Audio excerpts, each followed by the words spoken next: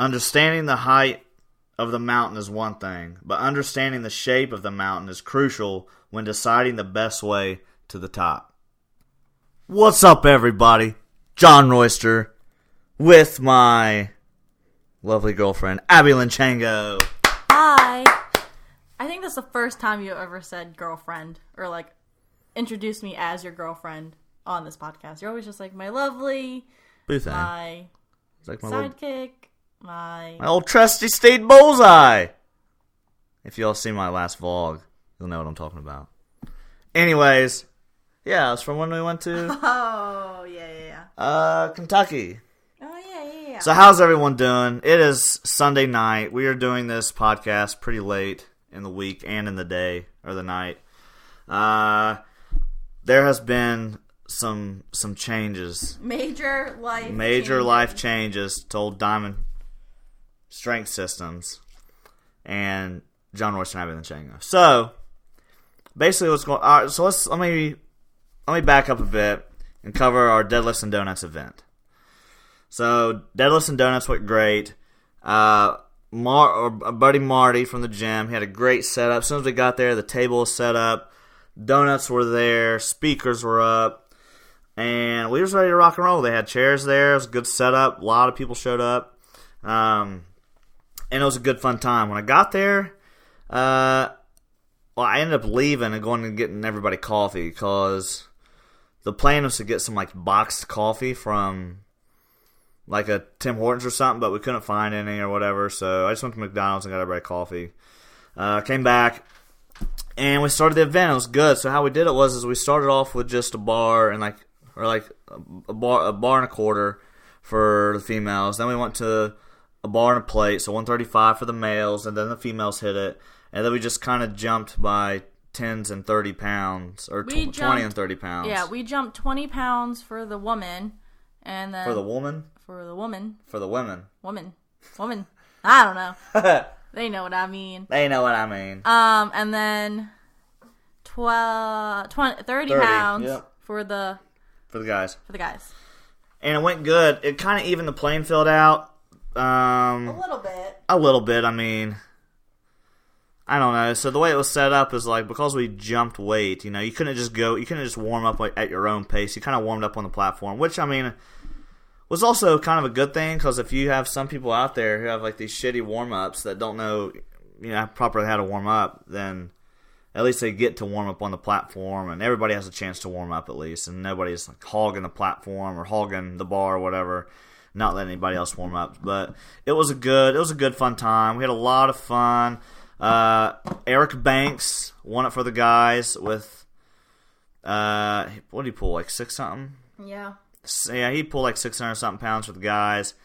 And then Jillian Phillips won the females with like 380 something, I believe. I believe so, yeah. 370 something, 380 something, I think. Yeah. Eric pulled like 615 or something like that, 630 something, and then jumped from like that to 670 something, which, I don't know, it was a bad idea, I think, but, whatever. But those were the two winners. They got the trophies they got the bragging rights trophy, and they will have to bring that back in the fall and either compete again or pass it off to the new winner.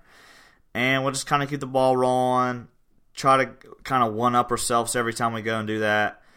I think we're going to get more donut selection this time, too. Yeah, I mean, I like the glazed. I'm all for... I like Boston cream. Oh, so let's give a shout-out to the people who donated the donuts to us. Tender Fluff Donuts. Tender Fluff Donuts in Jackson, Ohio, donated a lot of donuts. I think it was like 4 dozen donuts. Yeah, it was... And all of them are gone at the end of the day. Well, I ate about a dozen myself. I had 2. I was being good. Yeah, we were... It was fun. It was nice... Because that was Diamond Strength Systems. That was actually Abby and I's first time we've actually ran some kind of event and kind of marketed it and kind of put it all together. Marty was a huge help with the setup, really. But that was really like our first time we've done something like that. And I think it was a success. A lot of people enjoyed it. On a side note, Abby broke the pop socket off her phone. I'm so mad. Because now I feel like it could just fall out of my hands at any moment, and I've never for the past, year or so, I've had a pop socket on my phone for the longest time. And now that I broke it, it's not on my phone anymore. I had to rip it off. Snap City. So now I have to go buy a new one, but I gotta wait. Because I also think I want a new case, so I gotta wait. Yeah, so that was our Deadlifts and Donuts event. And, I don't know. That's pretty much it for the Deadlifts and Donuts. It was a fun time. You had to have been there, all right? You had to have been there. We have awesome pictures on Facebook. Go check out Facebook, Diamond Strength Systems, and go check out Instagram, Diamond_Strength_Systems. And if you follow this podcast, you probably either personally know me or Abby, or already follow us on social media. Because who else is going to listen to these things, right? Thanks. And moving on. So there's two things that I really want to touch on. One, because I think on our last podcast it was titled Future Goal, or future plans, right? Yeah. So we kind of talked about our future plans, and so the two things I really want to cover on this one is what's going on with the gym and stuff, and then the book. Yeah. So which one? What do you think I should touch on first? We can do the gym and stuff because you may not be needed in the book part. And if you gotta go do something, you can do it. Okay. Wait, can I rant first, and then can we get into that stuff? Yeah, go for a little rancy doodle. Go ahead, go do a little rant. All right, so it's about Domino's. Yes. So it was Friday night. We got back from the gym. We went and seen some people. Oh, well, hold on. Tell them what PRs we did at the gym. Oh, I hit a 265 squat with wraps. Yep. And you hit a... It was a 385. What?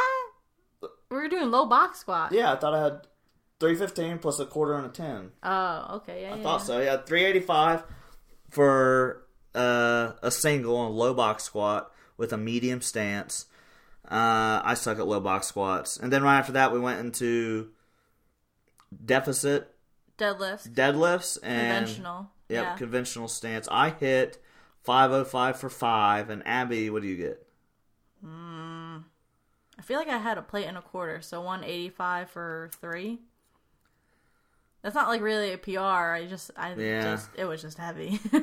Yeah, that's okay. All right, so go to your little rant. I'll get my phone real quick. Yes. No, you need to be here. Hey, my phone's right here. But he needs to be here so I can tell you about the story. He's gone. He's gone. He's long gone. Anyways. You're so extra. So Friday, we went to work out, and it was late at night. And then we went and stopped by and seen some people that I worked with. So then we decided to order Domino's. And normally when we order Domino's, I always ask John to get the garlic sauce, because that's the best thing in the world, is to dip your crust or your pizza in some garlic sauce just to get a little extra yum-yum. It's like yum-yum sauce, but white version. What? Garlic? Yeah. You're not even white, you're Asian! But I said it's like yum-yum sauce, but white version. Because the yum-yum sauce is Asian version. So what happens when... What? I was going to say what happens when an Asian eats some white people sauce. It's called yum-yum sauce, but white version. I guess. Yeah. Anyways. Because when a white person eats yum-yum sauce... Yeah. It's just... Yeah, I'll roll with it. Yeah, we got some white cracker sauce. So anyways, so then he ordered it, but he had some difficulty ordering or what we wanted because I guess the other person on the line didn't really understand or was just not paying attention to what he was saying on the phone. Oh, so I called Domino's and I said, "Hi, I'd like to place an order for pickup." And she's like, "Okay, what can I get for you?" I was like, "I'd like a large cheese pizza, double cheese, with pineapples on half of it." That's Rabby. I don't eat that crap. But she's like... Pineapples do go on pizza. She's like, "Okay, I got you at a large pepperoni." I was like, "Bitch." No, I didn't say that. I was like, "No, I asked for a large cheese pizza with double cheese and pepperoni on half of it." Pineapple. Or pineapple on half of it, yeah. And she's like, okay. And I was like, "Do y'all have wings?" And I was like, "How do y'all sell your wings? By the pound or by like the number of pieces?" And she's like, "By 8 and 12. I was like, "All right, can I get some 8 hot wings, please?" And she's like, "Yep, what kind of dipping sauce can I get for you?" I said, hot? She's like, okay, thanks. And I was like, can I also add ranch and garlic on there too? She's like, sure. And then you can do your part now. Oh, so then he hung up, and I was like, all right. And I was like, did you get the garlic sauce? And he was like, yeah, I did. So we're sitting and talking and just waiting for our order to be done. So then we leave to go pick up Domino's, and we get there, and I'm like, all right, make sure you get the garlic sauce. And then John walks in, does his thing, comes back out, and I'm like, did I even ask you if you got the garlic sauce? I think you did, but the woman inside, when I asked her, did you get the garlic, or I said, did you get the garlic sauces, or something like that, and she opened it up, looked into the box, and said, yup. And I just had this gut feeling that I should check the box myself, but I didn't, and then I proceeded to walk out without the garlic sauce. Yeah, so we got home, and I opened the box of pizza, and the garlic sauce isn't there because it's normally in there. What are you doing, bruh? You flexing on the camera? I'm doing a podcast. I'm not wearing pants. Anyways, so then we open the box of wings, and the garlic sauce wasn't in there, and my mood completely shifted. She went from 100 to 0 real quick. Like, I was waiting on it, like, my mouth was salivating, like, everything that I wanted that night was on this garlic sauce, and I really just wanted to have it. So then I got mad. All right. Well, then I got mad. Babe, I'm trying to tell a story. Sorry, guys, I'm distracting her. Babe, I'm trying to tell a story. Tell a story. Tell it. I can't tell a damn story. Tell a story. So then I got mad, and John's like, no, I can go get some. Like, I can go run out, because it's probably like a good 5-minute drive. It's not that bad. But then I was just like, in my head, I was like, well, the food's going to be cold, and there's no point in getting it now. Like, whatever. I mean, we paid for the garlic sauce because you have to pay for the sauces, but it wasn't worth the trip. So then I was being petty. I was being petty, and I tweeted Domino's and told them what happened, and then corporate got to me and was like, DM us, like, your information, and we'll handle it. So I DM'd them, and they said that they were going to call our local store and have someone reach out to me. And so then a couple, like, hours later, I was just like, I still never heard. Oh, no, it was today. The next day, or Sunday, I texted them back, and I was like, I never heard from anyone. And then corporate was like, well, in our notes, it said that the supervisor reached out to you. And I was like, well, I never got a call, nor did I get any voicemail, like, voice messages. And then they were just like, all right, give us another phone number, we'll try that. So I gave them John's number. Later today, Sunday, they called John's phone, so then I answered, and basically he was just like, I get how it's really frustrating how you expect something to be there because you ordered it, and then when you even ask them to double check that it's there, but they lie to you. Like, that's not okay.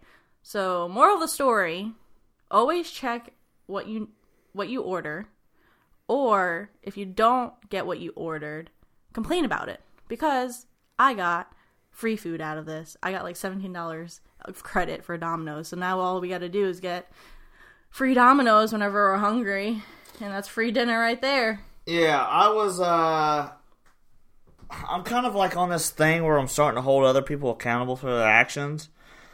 Because before I was just kind of like, they're retarded, they probably don't want to be here, like, whatever. But that's what they're getting paid for. Like this area that we live in, I feel like it's just happened a lot more here than anywhere else.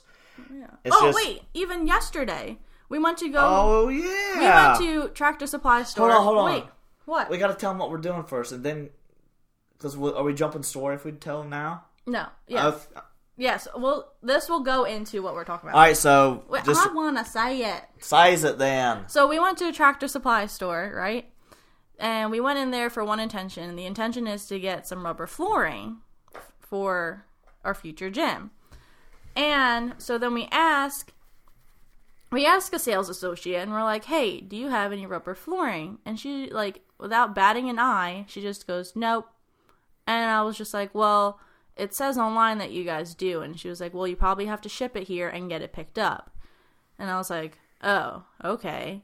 But then I walk away, and I'm like, John, pull out your phone. Or I pull out my phone, and I don't really have good service. But anyways, we go online and find the rubber flooring, and it says that it's in stock and in store in that same store that we were standing in. So we asked another gentleman, and he goes, oh, yeah, I think we do, but if you want to, you can go ask that lady up at the cashier to see, so she could type in the SKU number and see if it's in stock.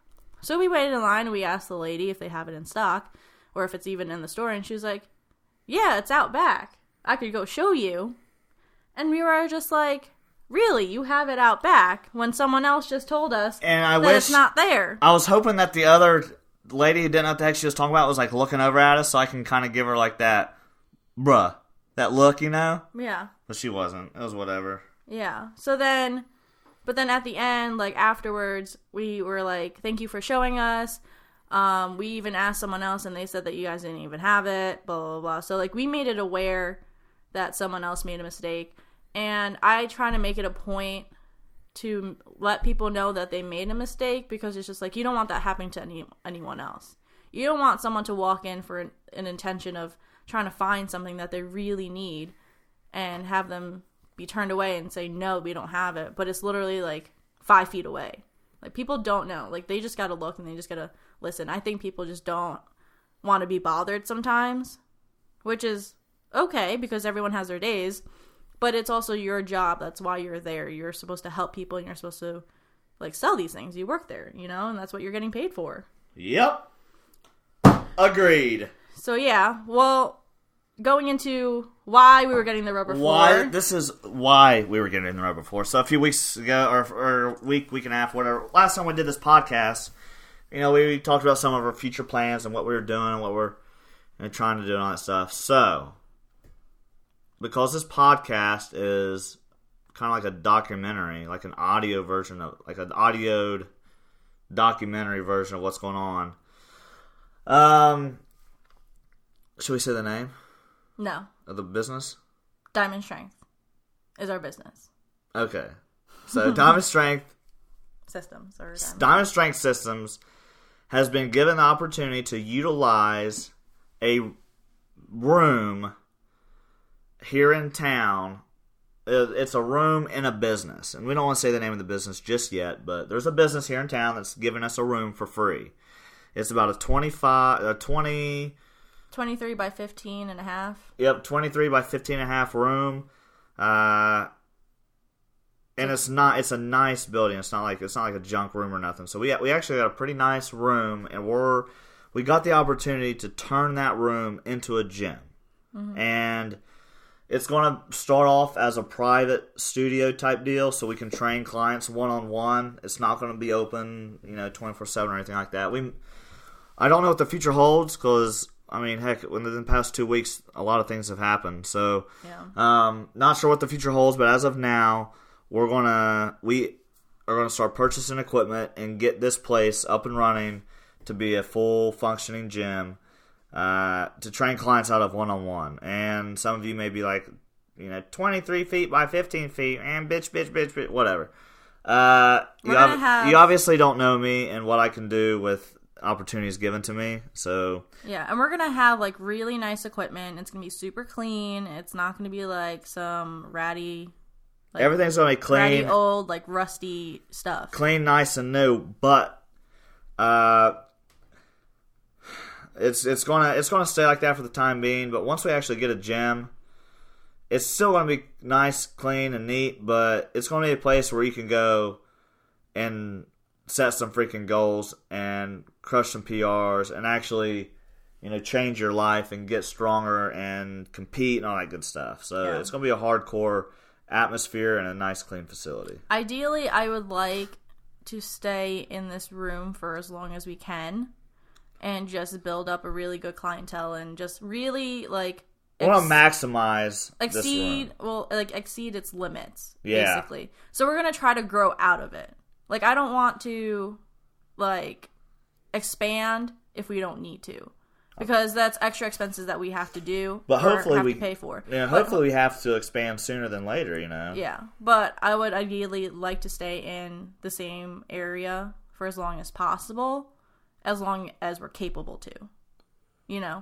Like if we have like I don't want to say I want to stay there as long as possible. I want to be able to.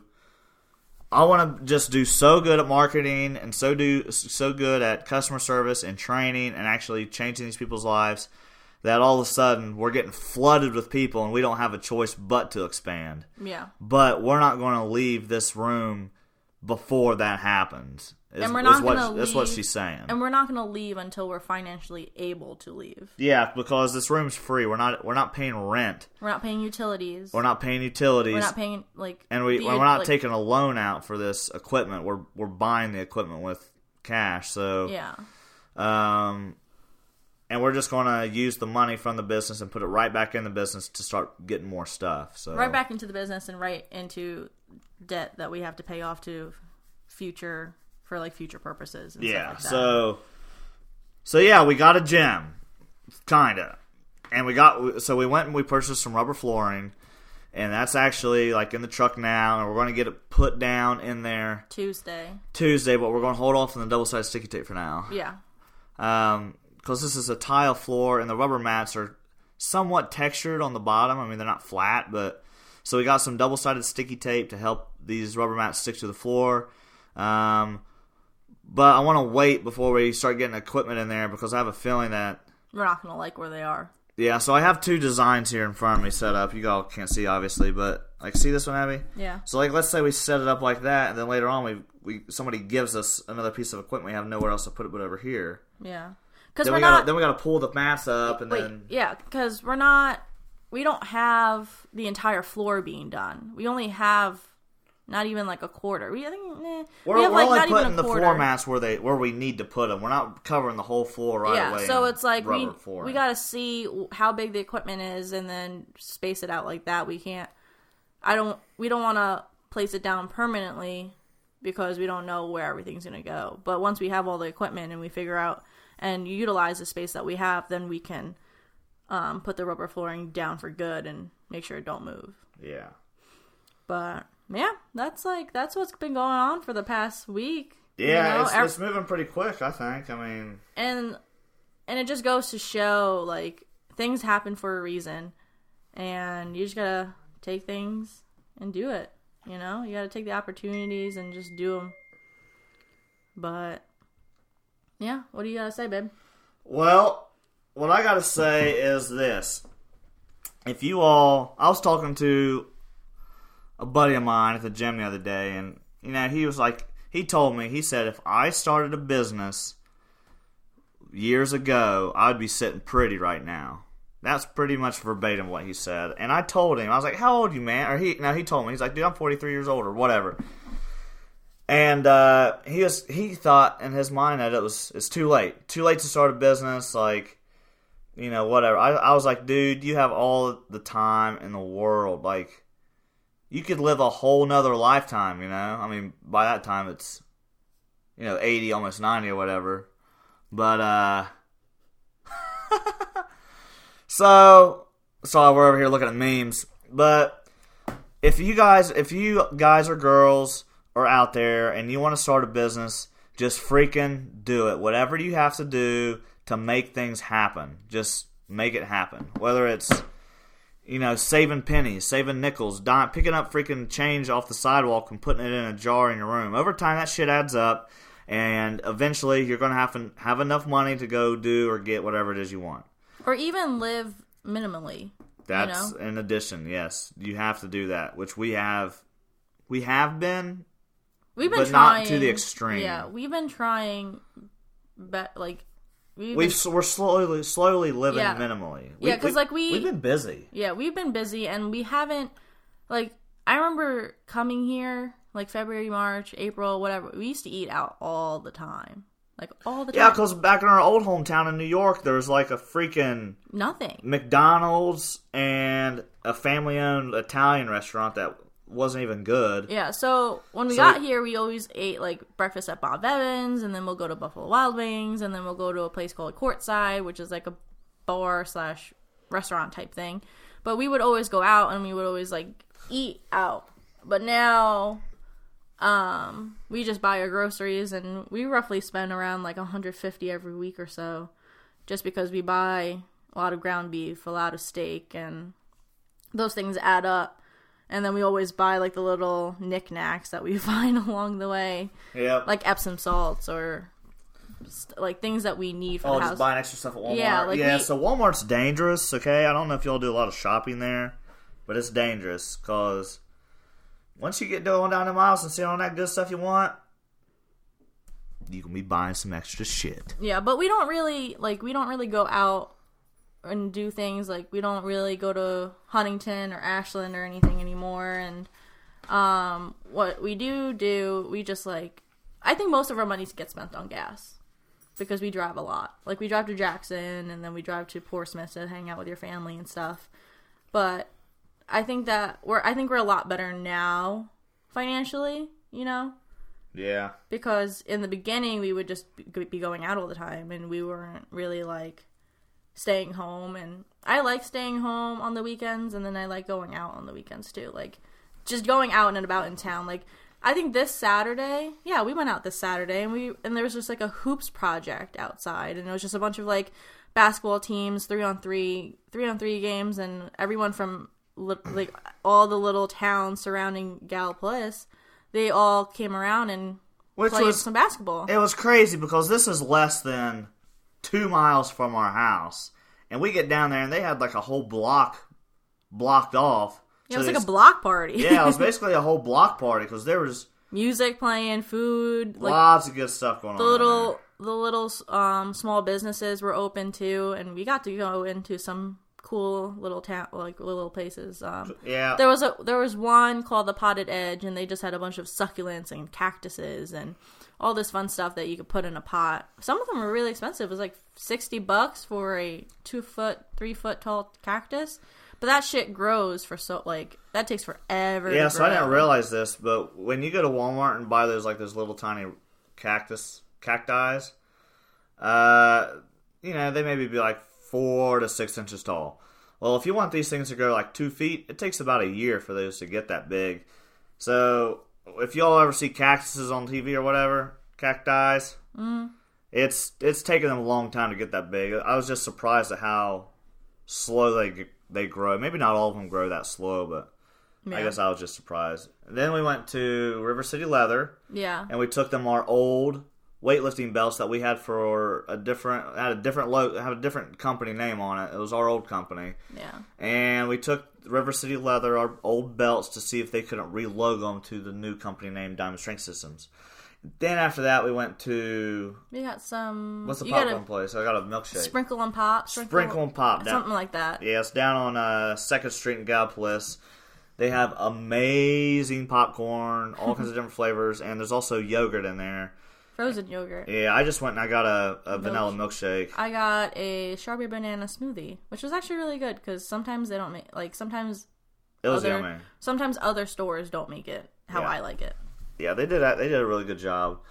But yeah, like, I like to stay at home, but if we go out, like, it's okay if we don't spend any money. Like, I like walking around town, and I like doing, like, the little things. Getting out of the house. I wish we could so we're not allowed to take our dogs within city limits because they're big, ferocious pit bulls.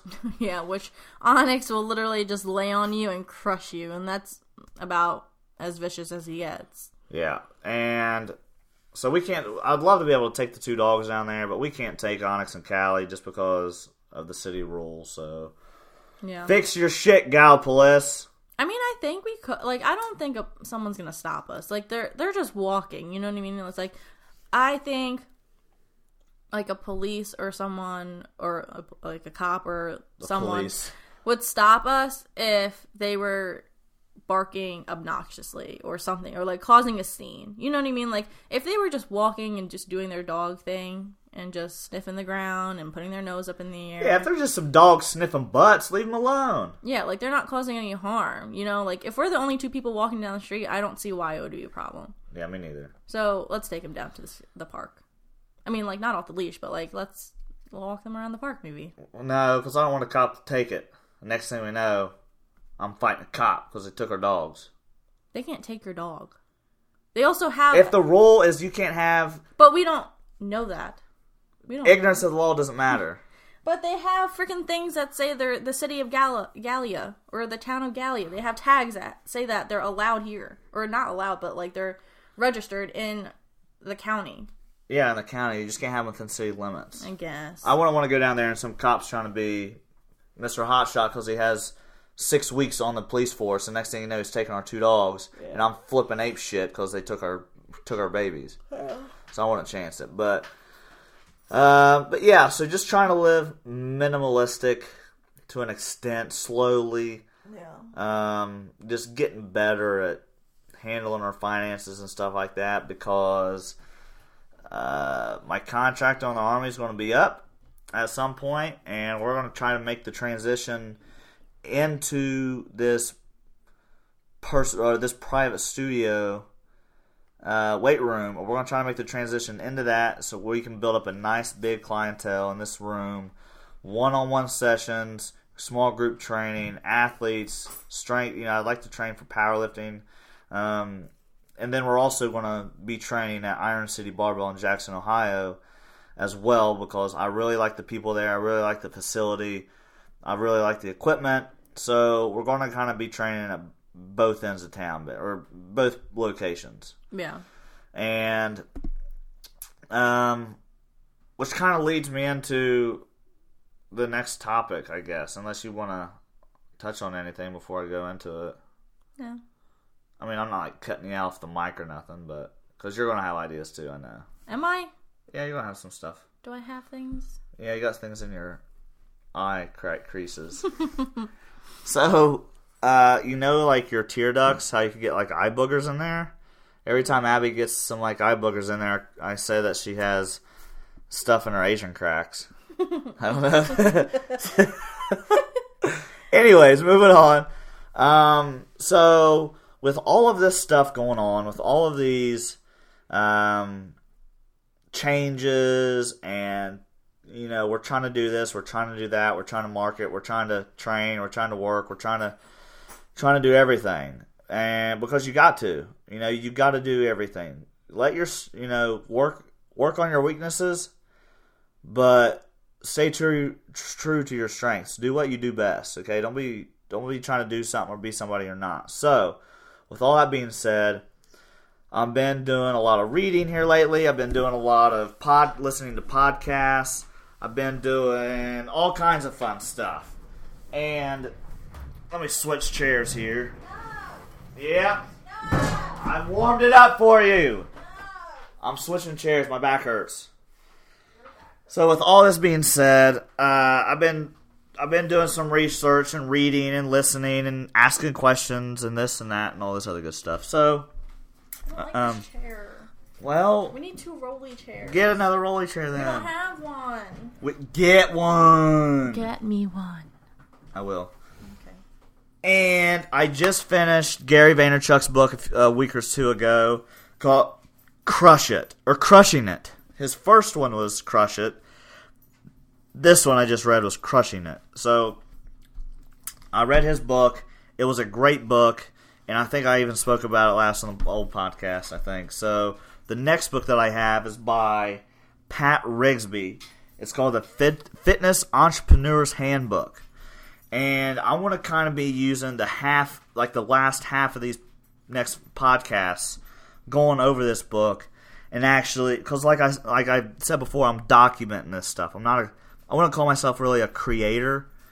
I mean, I'm a very creative person, but right now in time, I'm documenting. I'm not doing so much of creating besides our Instagram and Facebook videos that are like a minute long. So, I would say these are documenting. And what I'm going to do is I want to talk about what you're going to do. What I'm going to do, and I'm going to do's it.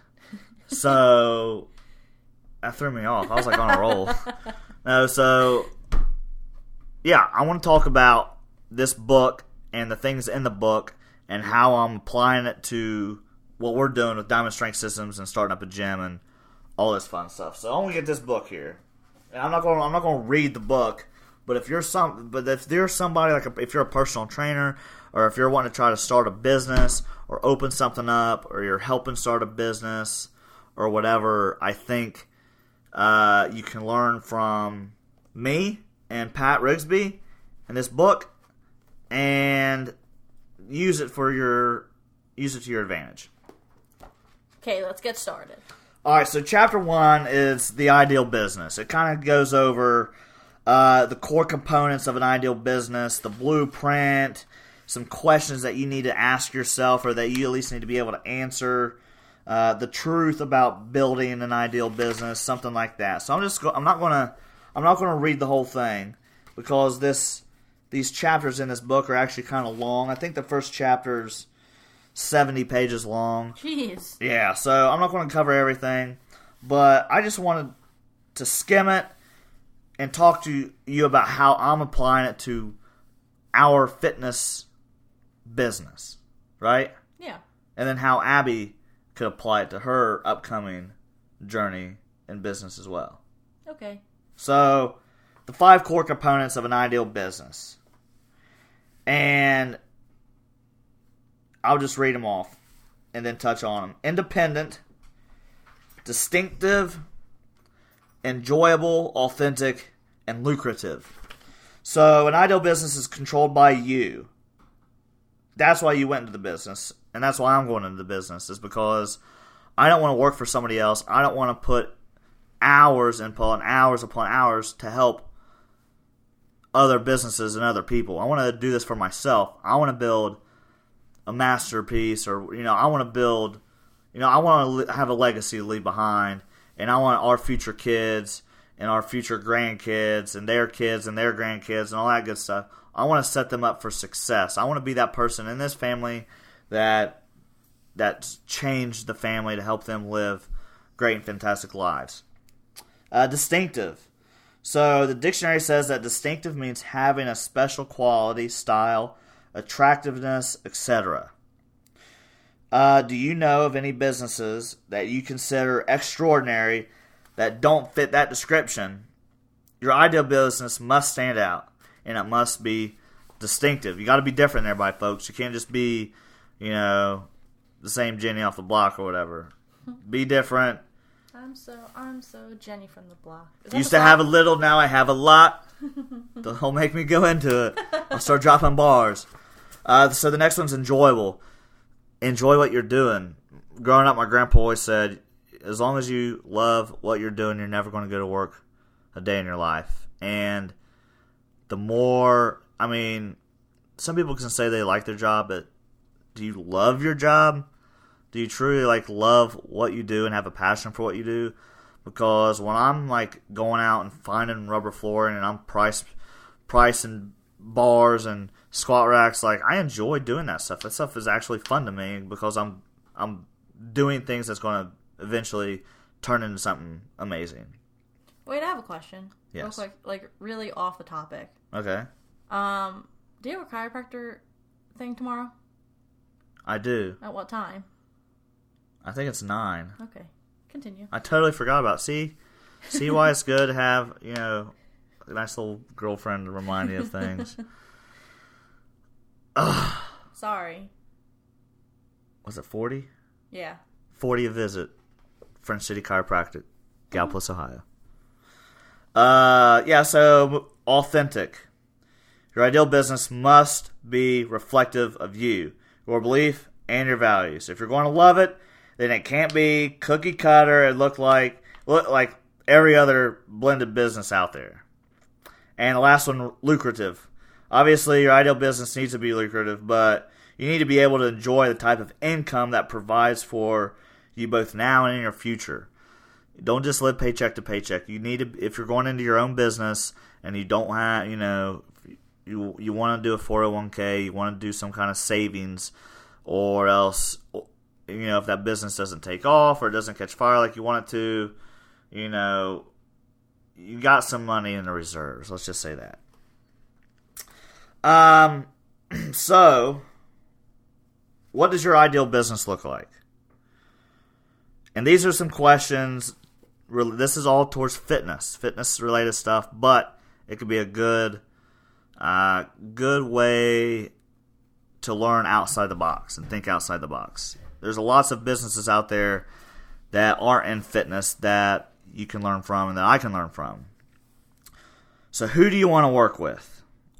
Me personally, with Diamond Strength Systems, I want to take a lot of different clients to begin with, because I need to start getting people in. I need to start getting people talking about it. I need to start getting some income, some money to buy some more equipment and all that good stuff. But my ideal client is going to be people who would be powerlifters and athletes.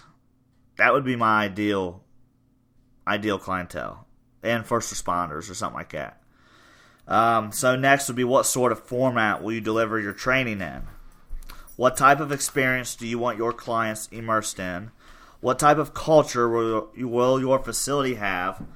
Will it even be a facility, or are you going to have an online business, which Diamond Strength Systems is currently an online business, moving into a facility? How much income will you generate, and what will your work schedule be like? So those are some things you need to start thinking about. For me, I'm going to decide how much money I want to make a month. And I want to decide how much money I want to make a year. And I made a video on Facebook the other day about backwards planning. So let's just say I want to make $50,000 a year. How much do I need to make a month? Okay, how much do I need to make a week? Okay, how much do I need to make a day? How much do I need to make an hour? I backwards plan and I break it down. So that way I have these little stepping stone goals as time goes on to put things into place, and I know where I'm at. And what do you want your work schedule to be like? So for me, I want to work on my own time. I would like to work from like 5 a.m. to maybe 2 or 3, 5 a.m. to 1 to 3. That would be really cool. And then I can just leave. I thought you were laughing at me. And then I can just, do whatever else I want for the rest of the day. Or, have my mornings to myself. And, I haven't really started this yet. So, we're not training clients yet. I still am in the military. So, I don't know what kind of work schedule I would honestly like. I like to sleep in. I'm not a morning person. I would like to sleep in every day until about 8 or 9, to be honest with you. But hey, the early bird gets the worm. So I want to try a few different schedules and see which one I like best. I know what I like best. Baby, you can't sleep all day. No. No, because when I was training up in New York, sometimes I would wake up at 5 or 4 o'clock in the morning. No? 5. 4:35. 5:45. Yeah. But, because I had to train a client at 6 o'clock in the morning, but the gym was also 30 minutes away. Yeah. But I would have a client from 5 to 6, then 6 to 8. No, 6 to 7, then 7 to 8. And that was perfect. Because I was just I was already up and going. It took me a while to wake up. But once I got myself going, I liked it. And then I just kept going until 12. Then I had a break. And then after that, I kept going until 6, until we trained. I mean, that sucked.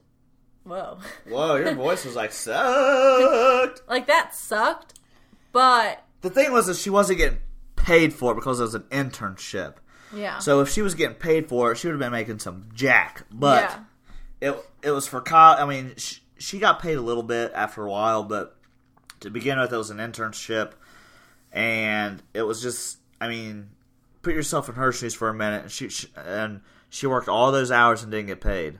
Yeah. For weeks. So. But now that I look back on it and now that I compare it to what we're about to do, it kind of gives me more of a leverage of what I want to do and who I want to train with. Because when I was doing that internship, I was exposed to all different sorts of people. I've trained teenagers that were 16, 17 years old, and then I trained another client that was 64 years old. So I had different styles of training, and I had different programs for everyone, and I had a lot of time management experience, I guess, because I had to really make sure that some clients weren't overlapping and that our sessions were on point, on time, because I couldn't run over because the next client had to go right away.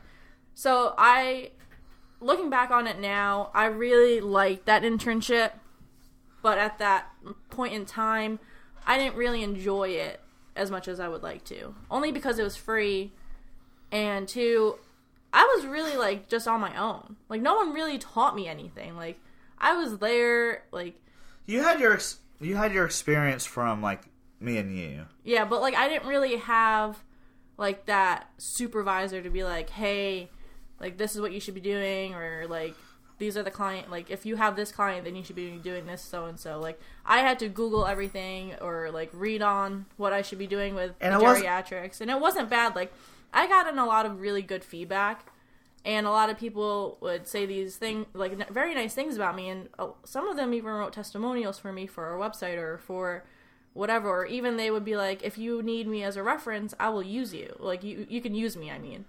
But it wasn't the ideal clientele. Yeah. You know?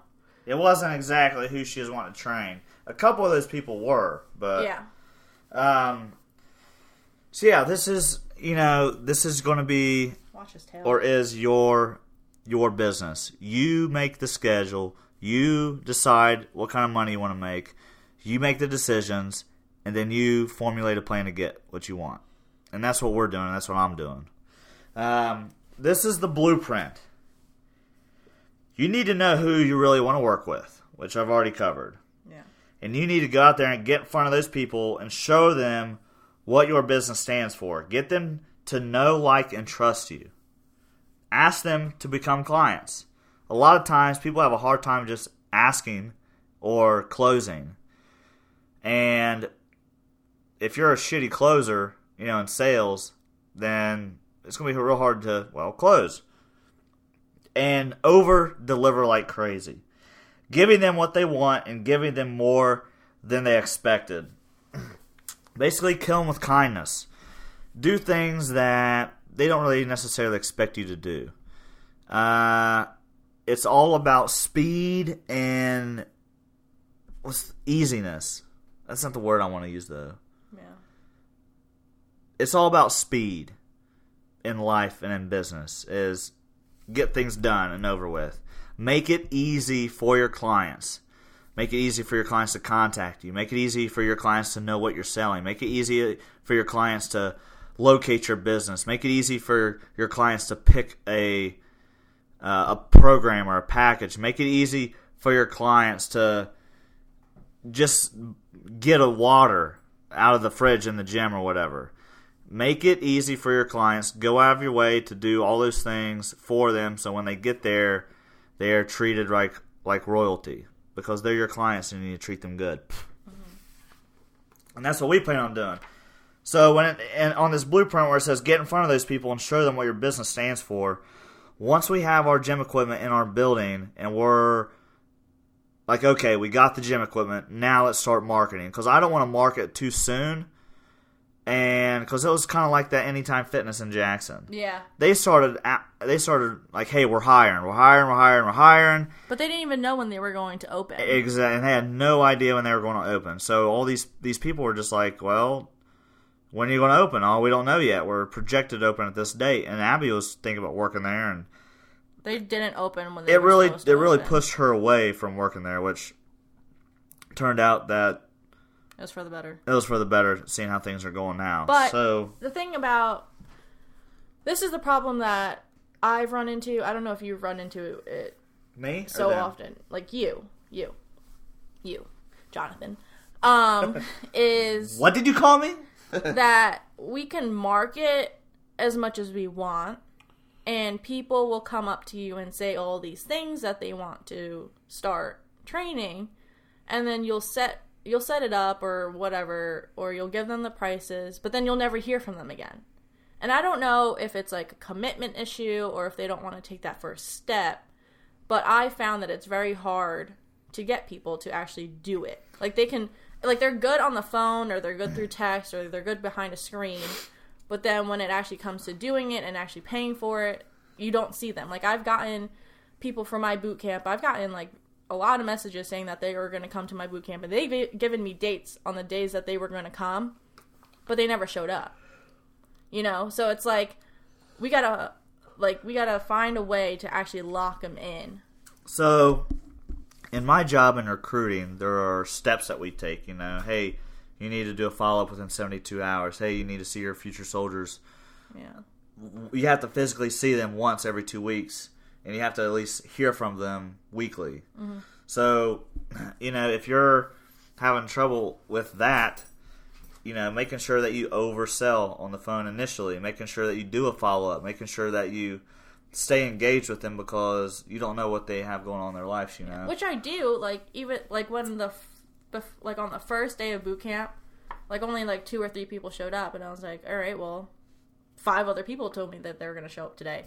So then I went back into my messages and asked them, I was like, hey, are you still interested in boot camp? It's not too late to sign up. But I've never heard from them. Some people just get excited, and they just kind of lose it, you know. They're like, man, I really need to start losing. So, like, for instance, I had somebody contact me. She said how disgusted she was at looking at herself in the mirror. She said how bad she wants to get off her pain medication.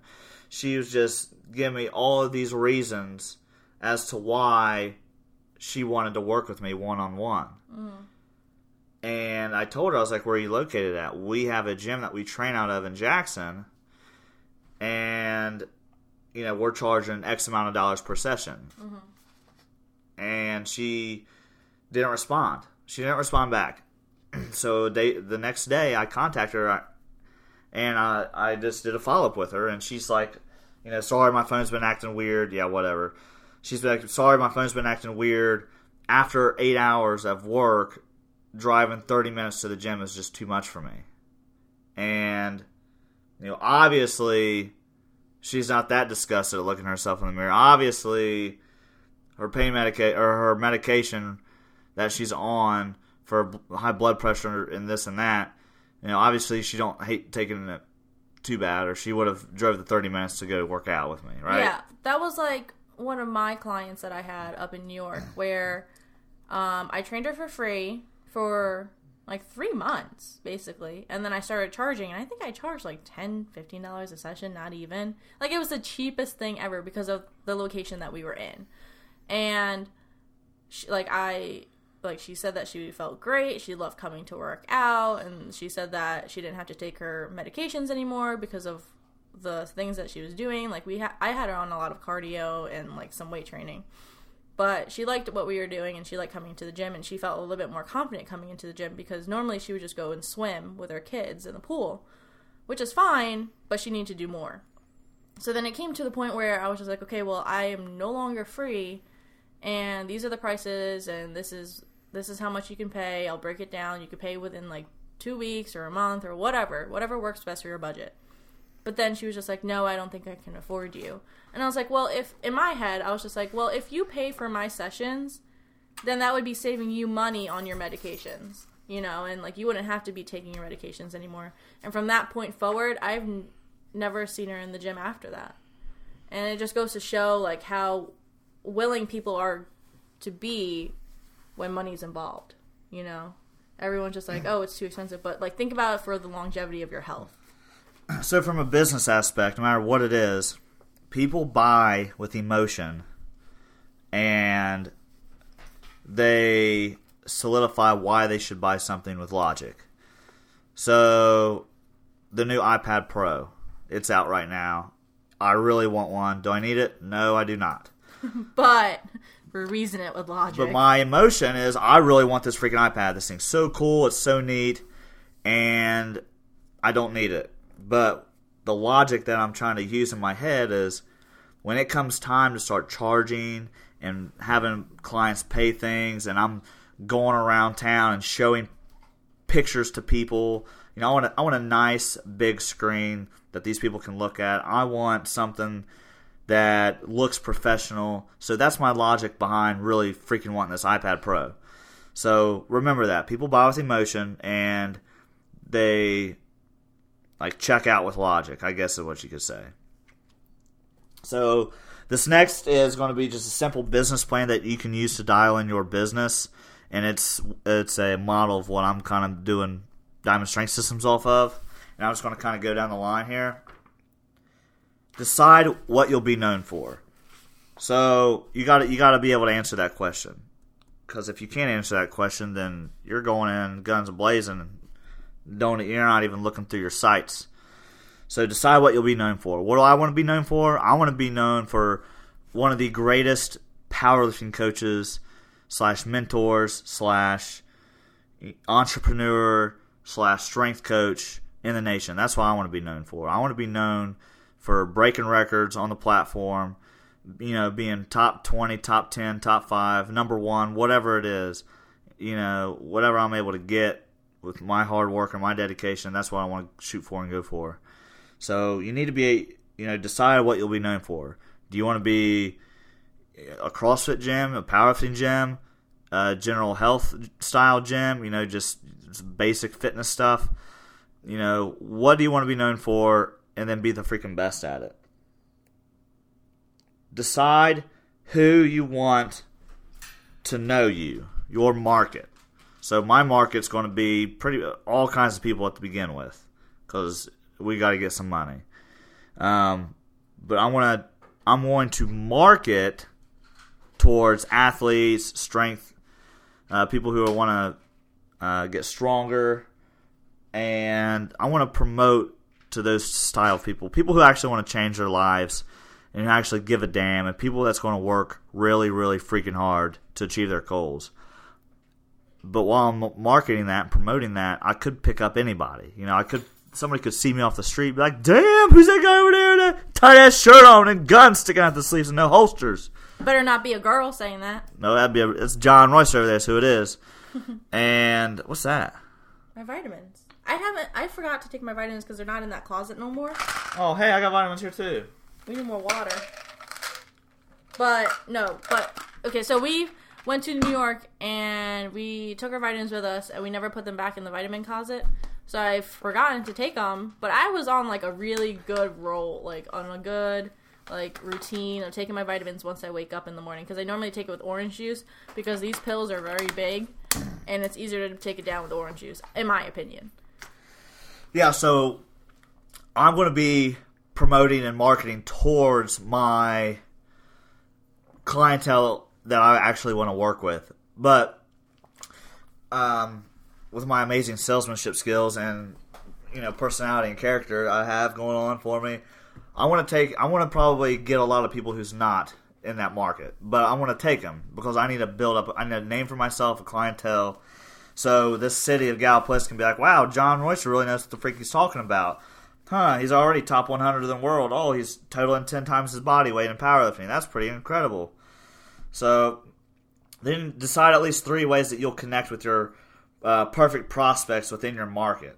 Whether it's Facebook ads, public speaking, joint ventures, referral / relationship marketing, direct mail, networking. Find ways that you can connect with your prospects. And the ways that I am going to connect with my prospects is, 1, all of our social media platforms: Facebook, Instagram, Snapchat, podcast, YouTube. Is that the Onyx just slobber on you like that? Yeah. Nasty. So that's how we're going to really connect. The main way is through social media, because we can reach a lot of people in ads on social media. Facebook ads, people. Freaking Facebook ads. It's 33 cents a click or something like that for some of these ads out there. Way underpriced. If you all have a business and you're not doing Facebook ads, you're wrong. You need to be doing Facebook ads. Just trust me on this. And Google AdWords. Figure this shit out and do it. Another way we're going to do it is I'm actually going to get in front of these people. I want to get my freaking brochures, and I want to get my business cards, and I want to put on some Diamond Strength polo that I have yet to get made, and I want to walk around town, and I want to find these people in town that want to sign up with me and do one-on-one personal training, and I want to make them pay for a package, and I want to sign them up right there on the spot. That's what I'm going to do when the time comes. I'm going to go out there and I want to get my clients. I'm not going to wait for my clients to come to me. And marketing through referrals and relationships. We've been here for a few months. We're starting to know some people. And once the time comes, we're going to fill them in on everything. And we're going to give them our business cards and some brochures so they can pass out to their friends and family too. And decide how you're going to deliver the results your perfect prospects are looking for. So, whether it's a challenge, one-on-one training, semi-private training, which is like 2 to 4 clients, team training, 5 to 8 clients, or group training, 8 clients or more. So do you want to do group fitness? Do you want to do like a cycling class? Do you want to do, what is it that you want to do? Do you want to have 4 groups training together at the same program like high school? We got 5 different power racks in the high school weight room, and there's 5 different groups of 4 to 5 people doing the same thing. That's not a bad idea. You just got to decide how you're going to deliver. All right. And for myself, for Diamond Strength Systems and this gym, we are going to deliver online. We're going to deliver. Am I saying that funny? We're going to deliver. No. Okay. We're going to deliver online, one-on-one, small group sessions, and boot camps is what we're going to do. And then decide how you'll price your services.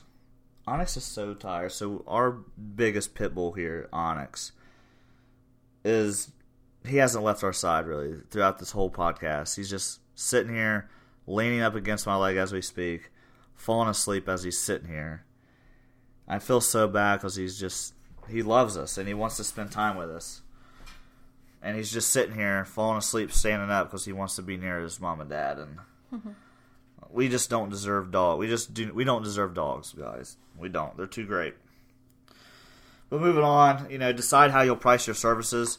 I don't really want to talk a whole lot about that because I don't want to have an influence on how you price your services. And I don't want to really say what I'm pricing mine now because things may change. And I don't want to be, hey, well, you said you're going to do this. Well, I haven't solidified a pricing schedule yet. We have something down that we will probably do, but things can change, and if we need to change our prices, then we'll change our prices. But we have a system that we think that will work, and now it just has to actually be put into action. So, and you could always, some people would be like, well, how much do I know how to charge per session? I'm not saying to do this weekly or yearly or whatever, but keep raising your prices until people stop buying. Yeah. Keep raising your prices. If you're training 10 clients right now for $20 a session, 20 clients right now, and each one is paying you $20 a session. After a year, raise your prices to $25 a session, or whatever. $22 a session. And the year after that, raise it up again. Keep raising it. And if these clients stay with you, let's say you keep doing that and you're all the way up to $50 a session. Are you telling yourself that when you first started off, you was not worth $50 a session? You might have gotten better at your task, but just keep raising your prices until people stop buying. Start off low, slowly work your way up. But this goes back to what I was talking to you all about earlier. Decide how much money you want to make. Decide how many hours you want to work, and you decide what days you want to work and what days you don't. It's your life. It's your business. It's your ideal business. It's what you want as the CEO or whatever. So you decide how much money you want to make, and then figure out how many clients, how many group trainings, how many boot camps that you all have to do per month, per week to get you to that income. Bro. There was another piece on here that I was wanting to talk about. I freaking underlined it. The 8 guided principles of the ideal business. So 1 is change your focus. Changing your focus could be your most important challenge. Most fitness business owners focus on getting by. They think about what tactic will be the Band-Aid they need for today's problem. They think that the magic is in some new training or marketing tactic. Instead, to create your ideal business, you must focus on these things right here. Your vision, impact, purpose, values, the problems you'll solve, the value you'll add to their lives, your goals, and the action you'll take. Think big. You know, right now we have this little 25 by 15 and a half foot room. It's a small room. But I know that's not where we're going to stay. I know that's not what when I'm dying at 90-something years old or 100 or whatever, you know, I'm not going to be like, man, we really did a lot with that one room, you know. That's not what's going to happen. This is a stepping stone. When I say think big, and actually I posted something on Facebook the other day, is like once your mind like really starts to expand and you start really learning this crazy off the wall stuff, really growing and like getting woke, as we say out here on the streets. Once you get woke, it's hard to go back and think to how you were thinking before. It's really hard to do that. So when I say think big, like what kind of gym do you want to own? You know, do you want to be, if you're just thinking small, you're like, yeah, I want to spend most of my time in a gym. Okay, think bigger than that. Oh, I want to work in a gym. Okay, think bigger than that. I want to be a personal trainer in a gym. Think bigger than that. I want to own a gym. Think bigger than that. I want to own 10 gyms. Think bigger than that. I want to be the CEO of Planet Fitness. You know, think bigger than that. You know, keep thinking bigger. Bigger, bigger, bigger, bigger, bigger. Bigger, bigger, bigger, bigger, bigger. Operate differently. Your business is perfectly designed to get the results you are getting today. If you want a different outcome, you must do things differently. Abandon the mediocrity out there in this world. Get rid of it. Take massive actions is number 4. Don't talk about what you'll do or just dip your toe in the water. Dive in head first. Actions create momentum. Success is a team sport. Surround yourself with like-minded people, or semi-like-minded people. Better. It's better than like-minded. Surround yourself with positive people in your lives. Number 6 is simple is successful. Simple executed well always beats complex executed in a mediocre way. That sounded way crazy. That sounded like robotish. What? What do you get if you mix a rooster and an owl? I don't know. A cock that stays up all night. Ah, it's a knee slapper! That's funny. I like that one. Alright, number 7. Focus on relationships. Maximize the relationships in your life. Connect deeply and often. Care about people when others see them as nothing more than a means to an end. Help enough people reach their goals, and you'll reach yours. Selfless service, y'all. Be selfless all the time. And be a producer. Results and experience for clients. Culture and fulfillment for your team. Revenue and profit for your business. Income, impact, and freedom for yourself. Everything in your business, in your life, takes responsibility for producing. Alright? Take responsibility. Yep. Take responsibility. Play to your strength. Get personal. My biggest strength is, I guess I'm just a nice guy. I'm friendly. I'm easy to talk to. I'm outgoing. I know a thing or two about getting strong in the gym, as my numbers show. And I'm a cool dude. I'm cool to talk to. I'm not like socially awkward or nothing. I'm kind of funny, decently good looking. So those are my strengths, you know. I'm probably not that great on the radio. I probably stutter a lot. I probably have a funny accent. But if I can get in front of somebody, then you're personable. I'm personable, yeah. Be personable, y'all. Yeah, that's what I am. Because that's what someone else told me that I was. That I was very personable and, like, I'm very easy to get to know. I'm not very good at, like, group, like, public speaking, per se.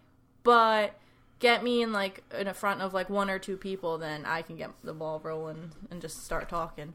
But sometimes when I'm with John, I kind of get a little, I get a little frazzled sometimes because he just likes to go on his rants, so then I never know when I can cut in and when I can just like put my input in. Anytime you want, bud. I know, but then I just sit to the side and let you do your thing, and then when you stop talking, then I put my 2 cents in.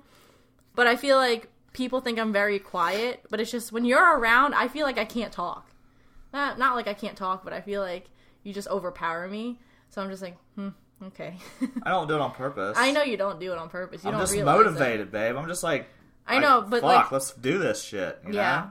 Like I'm sometimes quiet. It just depends on the situation. Well, sometimes, like during this podcast, I'd cut you off a few times. Sometimes it's just because if I don't say it, I want to forget it. Yeah. So I got to say it real quick. Yeah. Because you're like really good at staying on topic, and you have a really, really good memory. Yep. So if I don't get, I know I could butt in and say my thing, and you'll keep going. Yeah. I guess. So back to like what she said about being personable and being be personal. You know, if you're a business out there, so for instance, like we're doing this whole fitness, Diamond Strength Systems, me being a personal trainer, you know, an influencer, public speaker, whatever. I'm trying to do everything out there I can, and I'm trying to be better at my craft. And so like what I want to try to do is once we get flowing with like emails and stuff, you know, we're trying to build up an email list, which we have, but there's a lot of shit that you got to do if you want to be good. Podcasts, Twitter, Facebook, Instagram, all the social media platforms, email, phone calls, pictures, photography, having your own gear. Like, there's a lot of stuff going on out there in the world every day. And we don't normally send out emails. But what we're going to do is we're going to eventually start pushing out informative emails from Diamond Strength Systems to you all. And for you out there that's listening, if you guys are already making emails, send them a personal email. Make it to them. Make it seem more like one-on-one. Like let's say there's 10 really important clients that you have, or like that your business really strives and depends on. Don't just include them in your mass email. You know, learn about what they're doing in their lives. You know, if you're seeing them every day, you're going to know this stuff. Just send them an email. Say, hey, how's the kids? How's the family? You know, how are they doing? You know, I heard that so-and-so had a good baseball game the other day. You know, I wish I could have been there, or something like that. Okay, be personable. Be personal. If you normally send like mass text message, send a personal one. You know, if you normally do emails, make a phone call. If you normally make a phone call, visit them in person. Schedule a time to have dinner, have lunch, have breakfast somewhere. Let's go get some coffee. Let's go do this. Let's go do that. Let's go check out this business together. Whatever it is, just overproduce. You know, overdo everything. What's that saying, babe? Anything in life worth doing is worth overdoing. Yeah. Or something like that. Something like that. Yeah. So just overdo everything. Overdo. Oh man. Oh man. Yeah, man. Booger. What? So it's fair season here in Southern Ohio. Yeah, Southern Ohio. And not this week coming up, but next week is Fair Week in Gallia County. Meaning, we get to go do some fun stuff during the week. We could probably go down and, like, see what's there. Because they have, like, some, like, 4x4 tractor pulling. I don't know. It looks That'd pretty be cool. fun. Yeah, there's a bunch of redneck shit down here at the fair. And there's, like, some, like, not, what is it called? Like, not monster truck crashes, but, like... Crash and Derby? Yeah. Demolition Derby? Yeah, I've never seen any like that. Can we go? Yeah, we can go. Booker, I was in New York. We don't have this stuff in New York. I had to bring her down south. When I think of a fair in New York, like, the fair to me is just like a really big carnival with a bunch of rides and a bunch of carny food. But now that I've been here, everyone's talking about 4-H. I don't think we had 4-H in New York. If we did, it was very rare. But, like, everyone's talking about, like, oh, they sell their goats, they sell pigs, they sell cows, they sell their rabbits at the fair, and they get money for it. And then, like, I never knew about, like, the pageants that they do and, like, the queens and the princesses and the prince and the kings and stuff like that. Like, I didn't know any of that stuff until I came here. And then now there's a fair, like, literally down the road because I think it's down, like, 2 minutes away from our house. And it's less than 2 miles from here. So yeah. So it's like, now I want to go experience these things and get some carny food. She wants to go get some carny food, some old funnel cakes and fried Oreos and... Yeah. Like, I want to go. Like, go ride these rides ran by these old crackheads down here at the fair. No, I don't want to ride rides. I just want to see what it's all about because, like... You'll never forget it, let me tell you that. Like, I just want to go. That's going to be so much fun. It would be a lot of fun. So... That's all week. I know. We could just go. It's 2 miles okay, we'll away. go. I mean, you'll probably be working them, but... I'll be working at the fair, which is not what I want to do. But... I'll visit you. Oh, opportunity. That's another thing I just want to touch on. Opportunity. Opera-freaking-tunity. So, opportunities are going to come to you in all shapes and sizes. Opportunities are going to come to you when you expect them and when you least expect them. And if you have the opportunity to get in front of somebody, I don't want to say get in front of somebody. If you have the opportunity to do, like, your strength, I guess. So, like, let's say you were good on the radio. If you had the opportunity to get on the radio for free, take that opportunity. If you had the opportunity to get on TV and you're, like, really, good on TV, go do it. If you set yourself up for opportunities, set yourself up to, there's always exceptions to every rule. But if you're somebody who just spends, 24 hours of your day inside of a house, like, if you spend all your time inside... Are you throwing shade? Who? Me. You don't. I mean, I spend a good majority of the time at the house. No, I'm not throwing shade at all. Well, you'll get to what I'm... Oh, okay. You'll see what I'm getting at here in a second. If you spend all of your time in, like, a certain setting, you're going to really close off opportunities to you. And what I'm trying to get at is this. I was working at a fair the other day, and some lady from some radio station here in town was like, hey, you want to, do y'all want, like, some time on the radio, live? Well, the people I was working with were like, dead. I was like, I'll do it. And before we went, because it was to promote the Army. It was to promote, because I'm a recruiter, so it was to be like, hey, y'all, Sergeant Royce here, down here at the Jackson County Fair, blah, blah, blah, blah, blah. Go join the Army. But before we went live on the radio, I was just small talk. I was being personable. I was asking her, hey, so, like, what do you do? How's this? How's that? Whatever. And she started doing the same to me, and next thing you know, I told her about Diamond Strength Systems, and I told her about how I'm a personal trainer, and we got all this cool fun stuff, and I compete, and I'm a power lifter. So she gave me time on the radio to talk about the Army, talk about recruiting and stuff. But then she was like, "So hey, tell me about your personal business. Tell them about your business outside of work. What do you like to do outside of work?" And I used that opportunity, that little 10 seconds of fame on a radio station nobody listens to talk about Diamond Strength Systems. So when I tell you, you gotta leave yourself the chance for opportunities to happen to you, and when you have the chance to take an opportunity, you gotta go do it.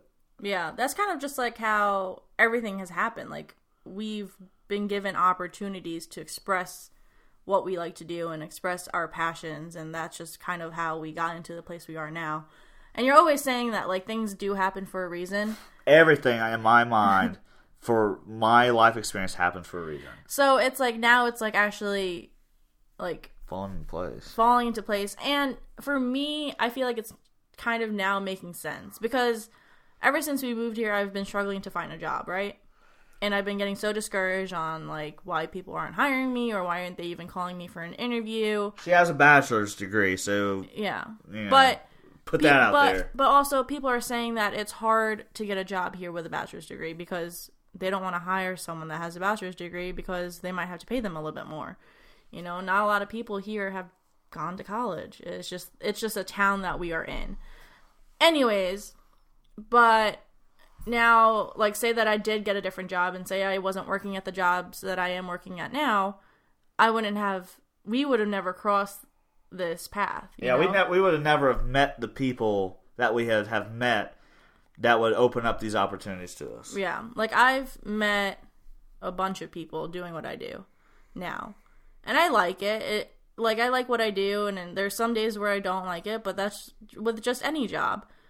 But I feel like if I had a different job somewhere else, we would never have gone where we are right now. No. And it's like, what are the odds that I would apply for the AGR program and get put up in upstate New York? What are the odds that me and you would meet? What are the odds that I, at the time, wanted to further my career in the Army and took on recruiting as a way to do that? What are the odds that we got placed back down towards home in Gallipolis? What are the odds that you would meet the person you met at work who would offer us the place for our gym? Who, you know what I'm saying? Like, yeah.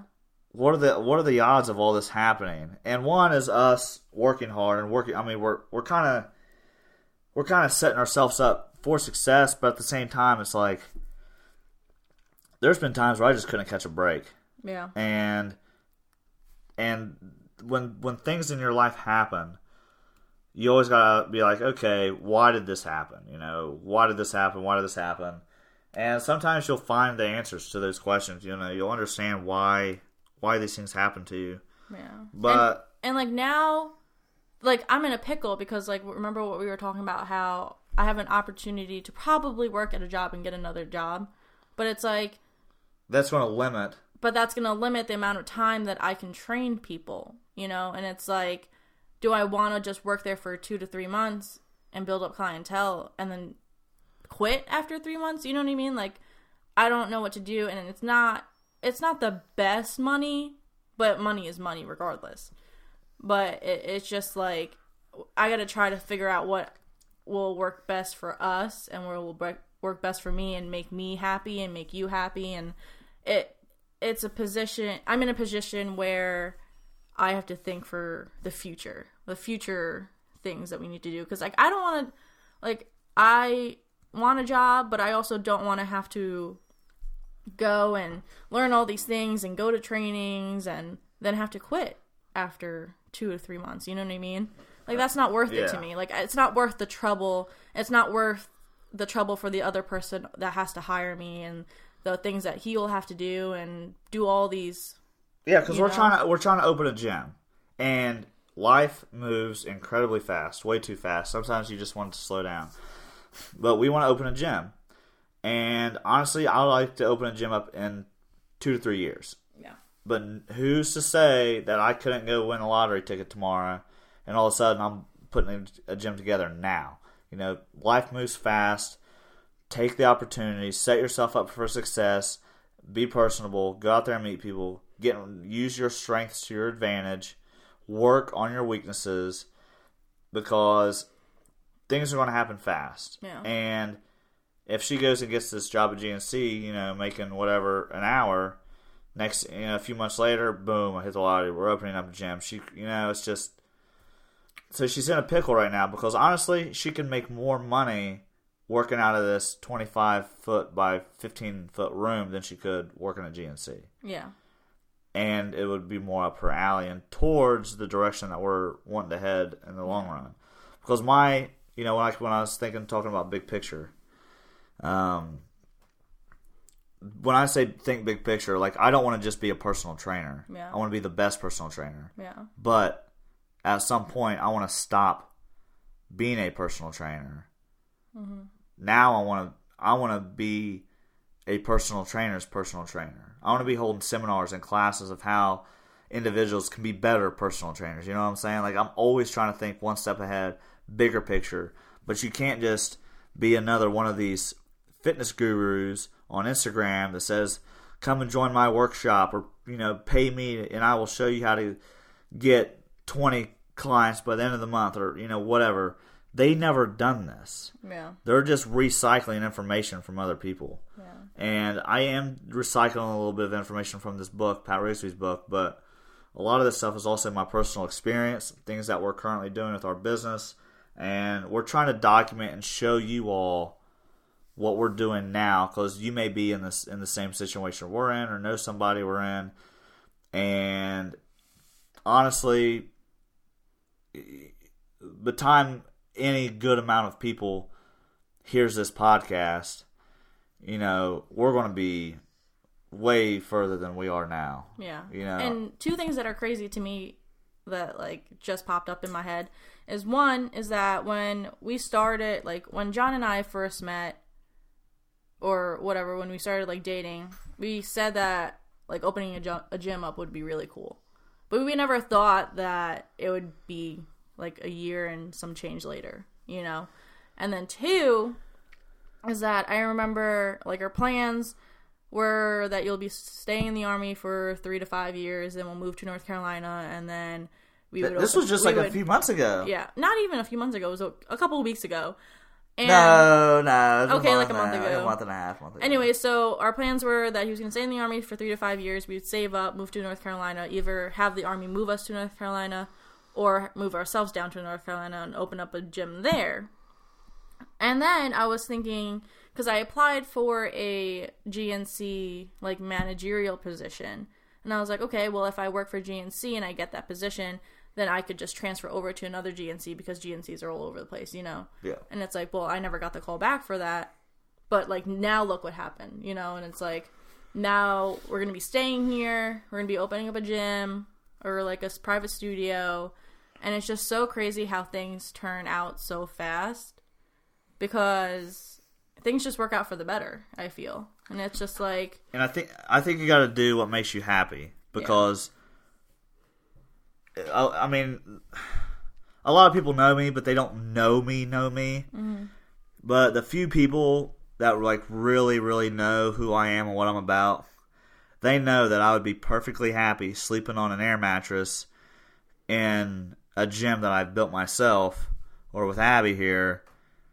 They know that I would be thrilled. I would wake up every day thinking that I was laying in like a double queen with some plush linen or whatever. You know what I'm saying?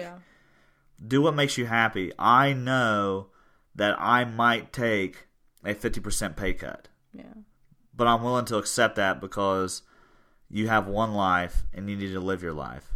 But what we're trying to do now is, right now we're formulating a plan to where I can at least match what I'm currently making. Yeah. So when I get out of the Army, I'm not taking that pay cut. And I'm also trying to set something up to where Abby can make the same amount. You need to be independently stable. Independently stable, and then you need to be able to be dependently stable. Is that what it is? No, as together. Dependently, together. Dependence. Oh, word. Yeah. Yes. But I think trying to find a job, and trying to find a full-time job, and trying to just gain some money. I think my biggest fear of not having a job was all of the negative thoughts that were going into my head. I didn't want people to think that I was just another stereotype, because of you being in the military and I'm just not working, whatever. You didn't want to be a depender. Yeah, well, but I'm not. That's the thing. And I didn't. I know you're not. It's people don't. All these people on the outside looking in at our relationship, they don't know what's really going on. You know, I mean, sure, we're struggling for money, but no, we're not. We're not struggling, but sometimes we're struggling, but we're not struggling. I make good money. Yeah, and it's not like I ask him to buy me these things. It's not like I'm hey, I need a new Michael Kors bag, go buy me one, or hey, I need new clothes, go buy me some. I'm okay. I don't need anything really. I just need food. And we get lots of that. We love food. And I try my best to use my money that I do get from the jobs now to pay some bills. But I don't think people just say oh, you need money, but we're happy. You know? We don't have any problems, we're happy, and money doesn't solve everything. I'm about 60% happy. And I'm not saying with you or anything. I'm just talking about with my job in the Army. Yeah. But money isn't everything. No, it's not. And I know I want to probably take a pay cut. But the thing is I want to open up myself with a lot more free time and I want to really like dive in with who I am and who I'm meant to be. I'm put on this earth to do something in the fitness industry. I know that. Yeah. I still don't feel like I've figured it out. I really haven't figured out like I don't feel like I've done whatever it is, so I can be like, yep, like that thing that just happened. Like, yeah. That's why I exist. Yeah. You won't feel that for another like couple of years. I feel. Honestly, I feel like I'm never gonna feel that because you're always gonna want more. That and I'm not thinking about myself. Yeah. I mean, I am, but I want our kids and our grandkids to be successful. I want them to have something to take. You know, I want to build the build the foundation for our family for generations and generations, because the struggle's real and I don't want them to struggle. And I think that I'm not really going to see the full success until it's too late, you know. Yeah. I think what's going to happen is we'll be happy with what we're doing and stuff, but I think that I want to die, and then my kids are going to die, and then their kids are going to like inherit whatever, or they're going to get something, and they're going to be like, holy cow, my great-great-grandfather, if it wasn't for him, we wouldn't be where we are today. Yeah, but you wouldn't feel that satisfaction because you're not on the planet. Yeah. So that's what I'm saying. Like, I don't know if I'll ever feel that. Yeah. But I don't know. I don't know if I just haven't crossed that point in my life where I'm like, you know what? This is like if there was a 3-year-old drowning in a pool and I heard him like splashing and screaming from the others across the street, and I ran over there and pulled him out of the water. Like, I can be like, fuck, like that right there, you know, like I feel like this is what I was here for. Like, this is why, you know, this makes me feel like I don't know how to explain it. Yeah. But you gotta think, there's people out here who do stuff like that every day. Police officers, soldiers, firemen, EMT, doctors. Like, there's people who save lives every single day.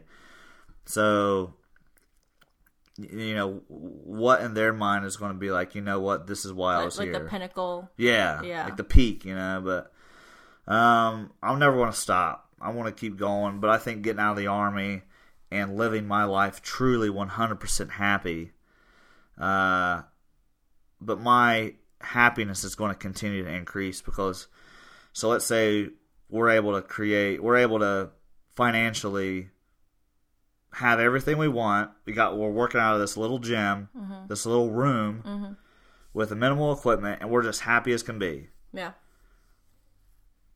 That's going to be happiness, and then we get a gym. Yeah. And now we're even happier. Yeah. Or even the same happiness, you know, like things are going to get bigger, and we're always going to be happy because it's our life, and we're going to decide what we want to do, and where we want to go. So. And I don't think we'll ever let ourselves get to the point where we're not happy. Like, I don't want to say I don't think we're going to be greedy. I don't want to sound like enough is never enough, you know? Yeah. No. I'm saying, like, if a problem occurs, like, we'll fix it and move right on. Like, we're not ones to, like, really hold grudges. Like, we're not ones to really, like... I don't think we're going to have issues, really. Let ourselves down. Like, I'm not talking about, like, that. Like, saying, like, with our business or whatever, like, sure, there'll be some down points in it, probably, because that's how all businesses start up. But that's not going to affect how we run things or how we look at things. We're just going to find the problem and solve it and move on, you know? And that's just basically how we are. That's pretty much how I am. If there's a problem, I solve it right there on the spot. I don't like to push things to the side. I don't like the snowball effect with issues. And if you don't solve it right there on the spot, it has the potential to stack upon another problem or cause a bigger problem. So that's the kind of person I am. But I'm a little bit more quiet, and she's more easygoing. Yeah, I just let things go and whatever. But and sometimes that works out fine. Yeah. Sometimes it's fine and no big deal. But sometimes I don't like to talk about things, you know, and like I get nervous of what you might say or what other people might say, and I just rather keep it to myself and just bubble it up inside But then once I tell you or tell that person, then I feel 100% better sometimes. It depends on the situation. I always want you to feel like you can 100% confidently talk to me about anything. Yeah. You know, I mean, heck, I thought I've been eating egg whites for the past 3 weeks. And next thing I know is egg beaters. I mean, you know, like, I felt dumb. But, you know, you should always feel like you can talk to me about anything. And we do. We have a good we have good communication. We've gotten better at our communication. Yeah, we have. Yeah. I think Onyx here is ready for bed. I know, I'm ready for bed. Too. It's almost 12:30. Yeah, it's almost 12:30. We got to get to bed, y'all, but... Hold on, I got to pick a song, and we really, really appreciate you all listening to this. Please like, subscribe, share, comment. Oh my goodness. Jeez, Onyx. If y'all want us to talk about anything or dive into a little bit more about how we're starting to build our ideal business and how we're doing things, if you want to know more about that, just shoot us a message on social media. It's easy to find us. Diamond Strength Systems. Like, just search it. You'll find it. Yeah. Yeah, you don't need like the HTTP ://www. You don't need all that. Go to freaking Google or Facebook or Instagram, whatever social media platform you use. Search Diamond Strength Systems, and we'll pop up and send us a message. Yep. And go to the website www.diamondstrengthsystems.com, and that's pretty much it, y'all. If y'all want to know more about what we're doing, keep listening to these podcasts. And if you want us to talk about certain things, you know, hey, like, where did you get your equipment from? Or where are you getting your rubber flooring from? Or what are you charging? You know, or how do you think I should charge? You know, if you guys want to be a part of this, and heck, maybe we'll collaborate and you can come on to, like, our show or our podcast or whatever.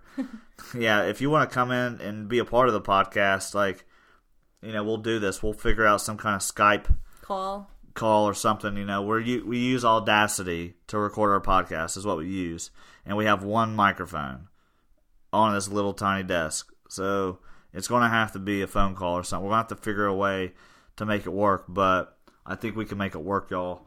I'm John Royster. And I'm Abby Linchenko. That's Diamond Strength Systems Podcast.